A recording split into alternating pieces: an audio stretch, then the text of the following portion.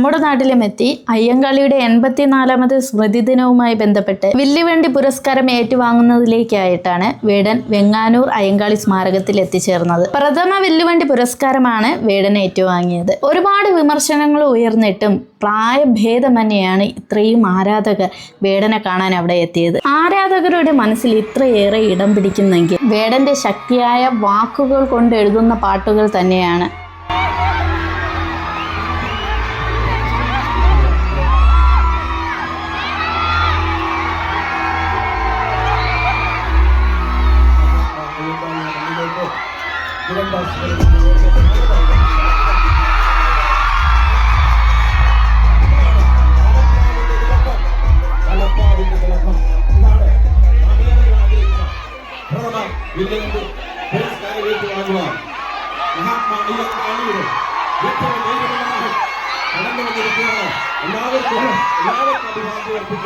എല്ലാവർക്കും അഭിവാദ്യം അർപ്പിക്കാൻ കാണാനുള്ള എല്ലാ സാഹചര്യങ്ങളും നമ്മൾ ഒരുക്കിയിട്ടുണ്ട്.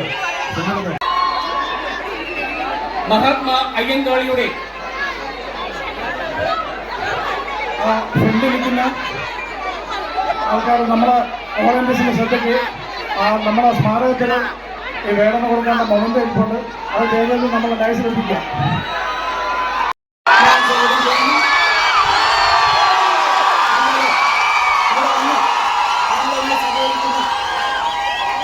എല്ലാ പിന്തുണയും തന്ന പോലീസ് ഡിപ്പാർട്ട്മെന്റിൽ നിന്നും വളരെയേറെ സഹായങ്ങൾ കിട്ടുന്നുണ്ട്.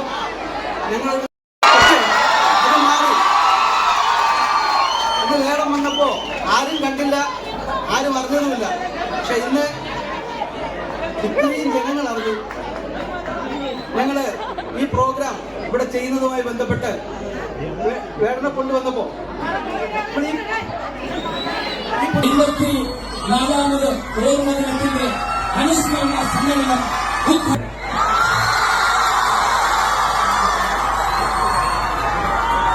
എന്നെ ഒരു മഹത്തായ ദിവസത്തില് സാധുജന പരിപാലന സംഘത്തിന്റെ കല്ല് വെറുക്കി ഞാൻ പാത വിരിച്ചതിൽ കില്ലിവണ്ടി ഏറി പായുമ്പോൾ എന്റെ തലപ്പാവിന്റെ തിളക്കം.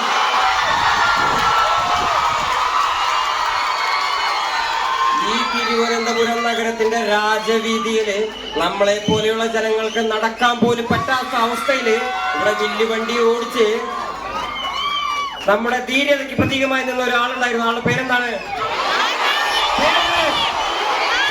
മഹാവീരൻ അയ്യങ്കാളി. പോയിട്ട് വരാം മക്കളെ. ഇതിനും വലിയൊരു വേദി ഞാൻ കാണാൻ പറ്റട്ടെ.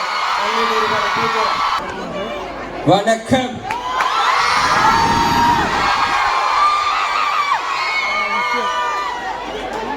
വളരെ കുറച്ച് സമയമേ അനുവദിയമായിട്ടുള്ളൂ. ഞാനൊരു പാട്ട് പാടിയിട്ട് ഞാൻ പതുക്കെ പോവുകയാണ്.